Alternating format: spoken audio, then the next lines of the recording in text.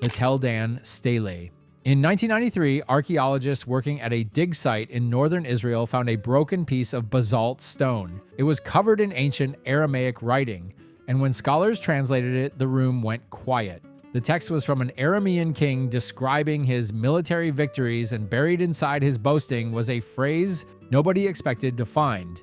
He called his enemy the House of David. Now here's why that matters. For decades, a large number of scholars had argued that King David was probably a legend, that Jewish writers invented him to give Israel a heroic past, that there was no real dynasty, no real king, just a story. And they felt confident saying that because outside of the Bible, nobody had ever found his name written anywhere. Then this stone showed up.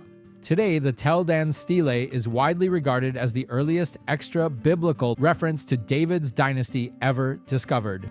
A foreign king who was fighting against Israel referenced David's royal line by name in his own victory records. That is not something you do when you're talking about a fictional character. If this is the kind of content you enjoy, subscribe right now because we post videos like this regularly.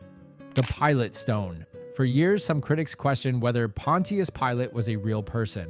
The Gospels describe him as the Roman prefect who presided over the trial of Jesus, but outside of Christian writings, there wasn't much to go on. Some skeptics suggested he was a character the Gospel writers added to make the crucifixion story feel more official and historical. Then in 1961, construction workers uncovering an ancient Roman theater in Caesarea Maritima along the coast of modern-day Israel turned up a limestone block with a Latin inscription on it. The inscription was dedicating a building to Emperor Tiberius, and right there, carved clearly into the stone, was the name Pontius Pilatus, with his title listed as Prefect of Judea. The Pilate Stone sits in the Israel Museum in Jerusalem today. It's the first major archaeological inscription ever found that names Pontius Pilate, confirming he held the exact governing role the Gospels describe in the exact region where the crucifixion took place. The Dead Sea Scrolls. In 1947, a young Bedouin shepherd near the Dead Sea was passing time by throwing rocks into a cave. He heard something shatter inside and went to investigate. What he found were ancient clay jars, and inside those jars were scrolls. What followed was one of the most significant manuscript discoveries in all of human history. The Dead Sea Scrolls contained copies of nearly every book of the Old Testament, some of them dating back more than 2,000 years. Before this discovery, the oldest known Hebrew manuscripts of the Bible were from around 1000 AD.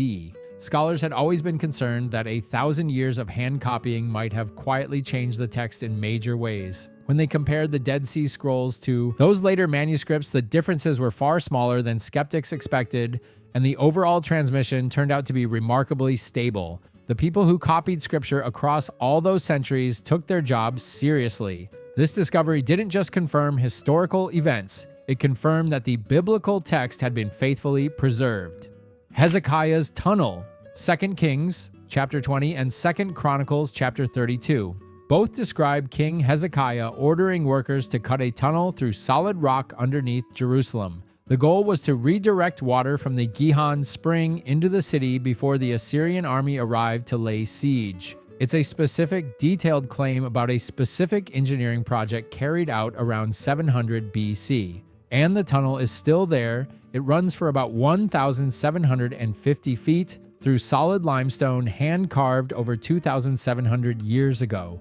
An ancient inscription discovered inside the tunnel describes how two teams of workers started from opposite ends and eventually met in the middle, which lines up with the physical structure. The tunnel and its inscription are strongly consistent with the biblical account of Hezekiah's waterworks. If you ever travel to Jerusalem, you can actually walk through it. The Taylor Prism. This one works as confirmation in a slightly different way. The Taylor Prism is a 6-sided clay cylinder found in modern-day Iraq, covered in cuneiform writing and dating to around 691 BC. It's the account of the Assyrian king Sennacherib describing his military campaigns, including his invasion of Judah during the reign of King Hezekiah. This is the same event described in 2 Kings chapters 18 and 19. In his inscription, Sennacherib brags at length about every city he captured and every king he defeated. But when he gets to Jerusalem, all he says is that he shut Hezekiah inside his city like a bird in a cage. He never claims to have taken the city. He never says he won. Assyrian records confirm the siege happened and confirm that Hezekiah was contained. The Bible gives its own account of why Jerusalem didn't fall. What matters is that both sources agree the siege happened, and neither source says Sennacherib captured Jerusalem. The Mesha Stele. The Mesha Stele, also called the Moabite Stone, was found in 1868 in what is now Jordan. It's a large black basalt stone inscribed by Mesha, the king of Moab, describing his wars against Israel. He mentions the Israelites directly, and he references the house of Omri, the Israelite king named in 1 Kings. The events Mesha describes overlap with the broader conflict era referenced in 2 Kings chapter 3. What makes this significant is simple. It's an account of the same conflict written from the other side by Israel's opponent. Both accounts name the same people and describe the same tensions. That's a rare kind of external confirmation. The Cyrus Cylinder. This one has been slightly misrepresented over the years, so it's worth getting it right.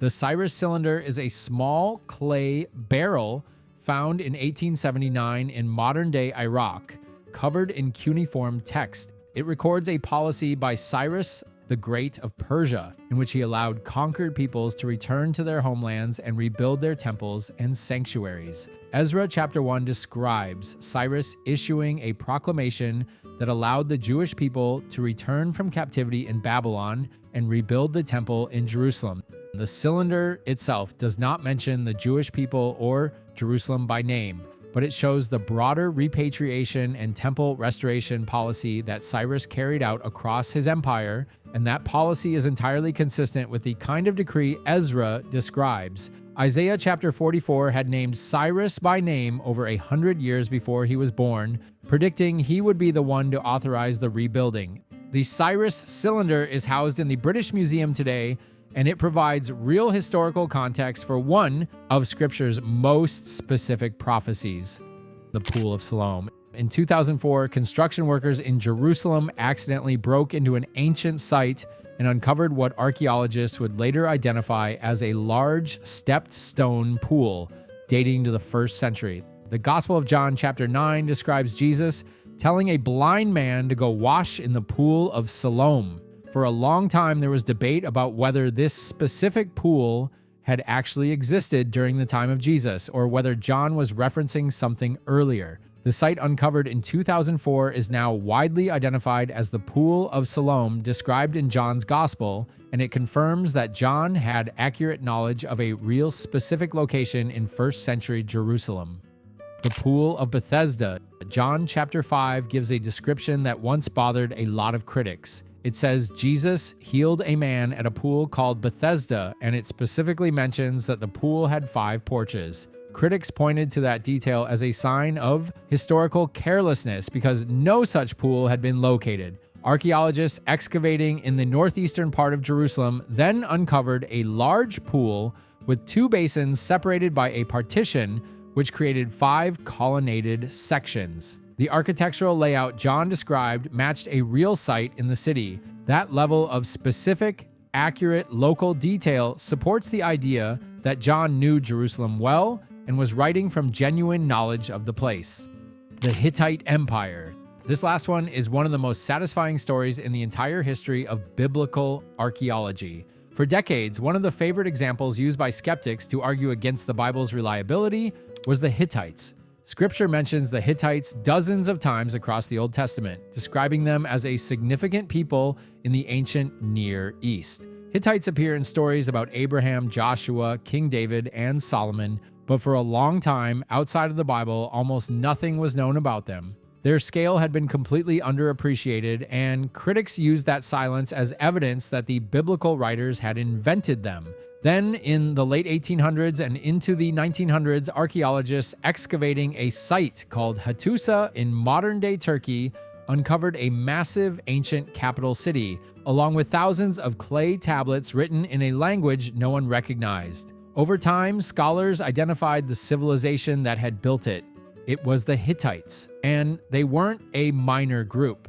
They were one of the great powers of the ancient world, rivaling Egypt in military strength and political reach. The same people the Bible had been referencing for thousands of years turned out to be exactly as significant as Scripture described, buried under the soil of Turkey the whole time, waiting to be found. None of these discoveries were made by people setting out to prove the Bible right. They were made by archaeologists doing their work, following evidence wherever it led, and decade after decade, what they kept uncovering was physical confirmation of the people, places, and events that Scripture had described long before anyone thought to look. This list is far from complete. If you want to keep learning about the history and archaeology behind Scripture, subscribe and hit the notification bell so you don't miss the next video.